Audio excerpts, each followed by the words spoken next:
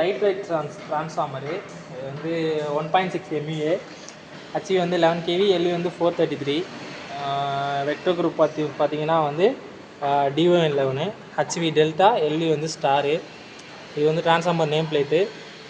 அந்த ட்ரான்ஸ்ஃபார்மரோட வந்து நம்ம வந்து OLDC பார்ப்போம். இப்போ OLDC வந்து ஆன்லோட் டேப் சேஞ்சரு, அதோட வந்து ஆப்ரேஷன் வந்து பார்க்கலாம். இதுதான் வந்து OLDC.